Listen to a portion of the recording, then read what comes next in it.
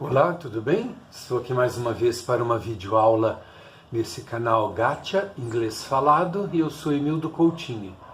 Então, assim, no último vídeo eu falei sobre a palestra do Christian Schwartz na UTF-PR, né? Ele é tradutor da Companhia das Letras e outras grandes editoras. E eu notei que após aquela postagem, eu também publiquei num grupo dos alunos do mestrado em linguagens e tecnologia que eu estou fazendo. Não sei se alguém do grupo, acredito que não, mas o fato é que algumas pessoas se inscreveram no canal e isso me deu um ânimo de continuar gravando. Embora só foi a Luana Delgado, né, Luana, eu agradeço aí o elogio, que comentou, diz que gosta muito das minhas considerações e tal. Provavelmente, não sei se ela se referiu só a este canal Gacha, mas o fato é que ela interagiu por conta disso e porque eu sei que está aumentando os inscritos, eu vou continuar gravando esses vídeos, né? Porque eu tenho pedido retorno, ninguém está retornando. Ninguém está me dizendo o que sente em relação à língua, se concorda que é complexa essa questão de tradução, de interpretação, enfim. Das duas, uma. Ou ninguém consegue falar algo, ou é porque não querem participar mesmo. Então, um outro motivo desse canal é eu colocar minhas ideias em ordem e pensar, refletir sobre a língua, isso ajuda muito, e também às vezes futuros alunos entram em contato e querem ver exemplos de aula e tal, eu mando o link do canal para que eles vejam, né, como eu trabalho, enfim, então tem essa utilidade também. Como eu falei, eu não sou youtuber, eu não estou afim aqui de ganhar dinheiro, chegar a 100 inscritos, eu acho, claro, 100 inscritos, e receber aquela placa. Não, eu não tenho pretensão. Não tenho. Só queria material para eu abastecer esse canal aqui. Mas isso não está acontecendo, então eu vou pegar exemplos das minhas aulas, né, da minha própria experiência em sala de aula e também em relação a outras coisas. E no caso aqui é sobre a questão de tradução, que eu disse que tradutor é tradutor, professor é professor, falante é falante, aqueles que usam a língua para escrever como jornalista, qualquer coisa, foi meu caso nos Estados Unidos, também tive uma realidade nessa questão da interpretação de como o falante daquele idioma vê o mundo, né? Eu citei Sapir-Whorf, e a gente está estudando mestrado sobre o Flusser. O Flusser eu tenho que dar uma relida, mas até onde eu notei ele concorda com o Sapir-Whorf nessa questão de cada língua ver o mundo de uma certa forma. Eu tenho até que dar uma lida porque achei muito interessante. Ele cita o alemão, ele cita outras línguas, parece que até algumas línguas asiáticas e tal. Então assim, eu não vou usar o quadro, eu quero direto aqui do celular eu postar no YouTube, e assim eu quero dizer também que eu não vou editar, não vou colocar as frases ali, e no quadro eu ia ficar escrevendo, ia ficar meio maçante. Gente, eu odeio essas motos, eu odeio, todo lugar tem isso, aqui é meio que uma, não é moto, parece aquelas Garelli antigas e tal, enfim, né, mas isso aí atrapalha, né? E tem gente que defende, acha que não, que isso aí é correto. Enfim, o que eu notei hoje, eu dei aula de manhã, a manhã inteira e tal, peguei uma aluna iniciante. Então olha só, então a gente aprende que no inglês americano, quando você é apresentado para uma pessoa, você vai dizer para ela nice to meet you, e ela vai dizer nice to meet you too. Ok. Aí você fala para o aluno que nice é legal, meet é encontrar. Quando você diz I meet you there at 1 o'clock. Eu te encontro lá 1 hora. Ah, então tá. Nice, legal.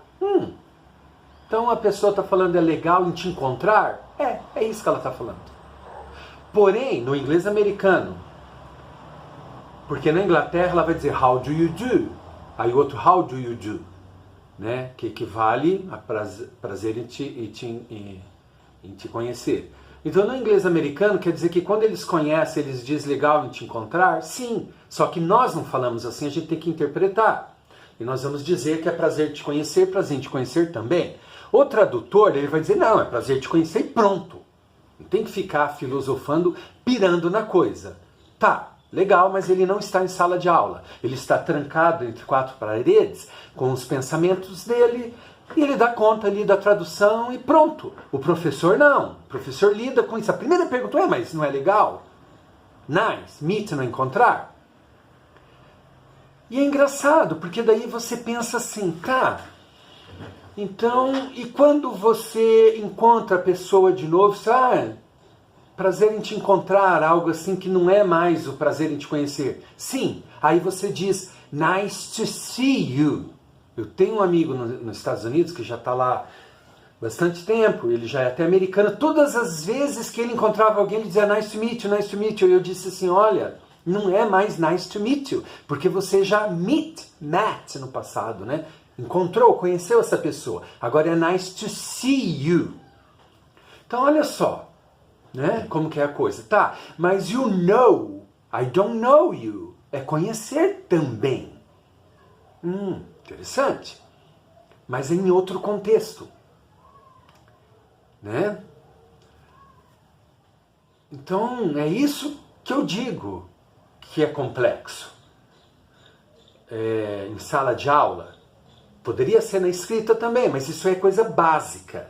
Não é aquelas outras ideias que eu falei, a questão da madrugada, a própria questão de saudade, questão, assim, sei lá, de outras coisas. Por exemplo, essa ideia de namorar, sabe, um encontro amoroso, para mim é engraçado, assim, não é exatamente como no português. Agora você pode pensar, como o tradutor, e o Schwartz falou isso, mas eles sentem saudade. Então aí nesse eu sinto saudade de você e é isso.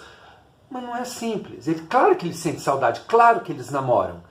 Mas não é bem assim. As coisas são mais complexas quando você ensina. Porque não é um por um.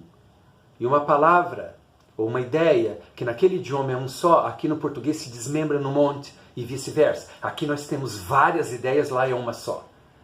Né? E tem expressões também, tipo alguém te vê ali matando o trabalho, você está sentado, sitting on the job. Para traduzir sitting on the job, tem que escrever um parágrafo. Você está sentado ao invés de estar trabalhando. Né? As expressões, acontece muito isso. Tá. Voltando ao nice to meet you. Ok. Então um dia eu estava lá distribuindo panfletinho na pizzaria que eu trabalhei durante um tempo nos Estados Unidos, eu encontrei a mãe do gerente. Na verdade, eu a conheci, você fica pensando, ele disse, você encontrou ou a conheceu? Porque daí eu falei, tal, eu vi sua mãe, né, conversamos, tal. Aí ele olhou, you met her? You met her? O que ele quis dizer? Você a encontrou ou você a conheceu? É do inglês. You met her.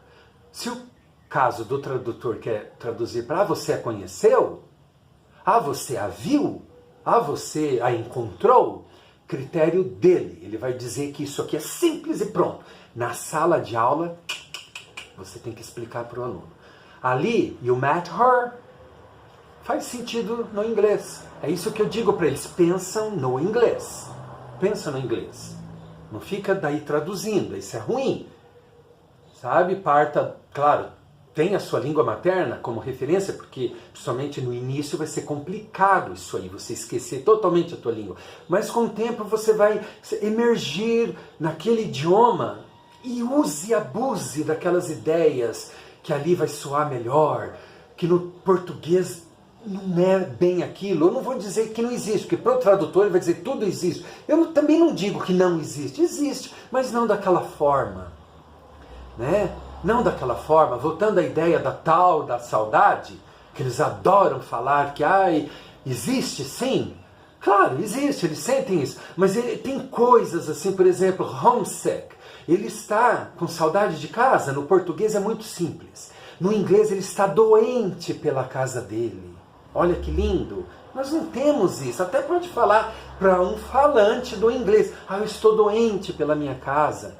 E você pode meio que usar. Um dia eu conversando com uma mãe, a filha dela que estava com a gente, assim, já estava meio que chorando e tal. Uma criança, eu falei que ela estava mother sick.